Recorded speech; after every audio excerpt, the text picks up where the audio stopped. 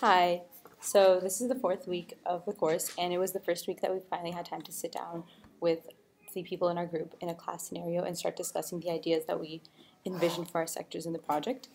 And we were all in charge of filling out the assignment of the business model for our sector and coming prepared to class to discuss it. And when I finally got together with my group, I realized that there was a big disparity in how we saw the ideas playing out.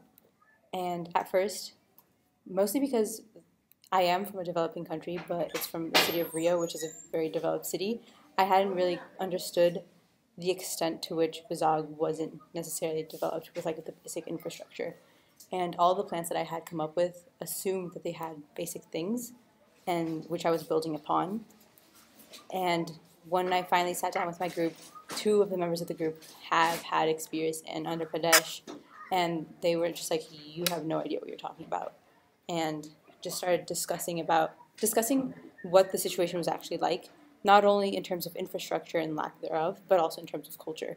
So one thing I was really shocked was the idea that because it's not a cultural thing to have lanes in traffic, even when lanes were drawn on traffic, most of the times they were poorly designed and didn't fit a whole car or cart, but they also weren't respected. So because there are very weak enforcement mechanisms in local traffic control, nobody respected it, and it was just like useless lines in the middle of the street. Second of all, it was just like the overall lack of infrastructure, in the sense that we tried to find pictures of the streets of Vizag, and most of them you could clearly tell that not only was there no structure for the flow, but they weren't fully paved. There was no sewage and outlet. There were no signals, and to me, it was really impressive the idea that a city was trying to become a smart city hasn't even thought about the basic development needs for infrastructure yet. So given the fact that the city wants to become smart, I think like my group and I just realized that the major thing we're supposed to be doing is using technology to replace the infrastructure that they don't have the money to go after.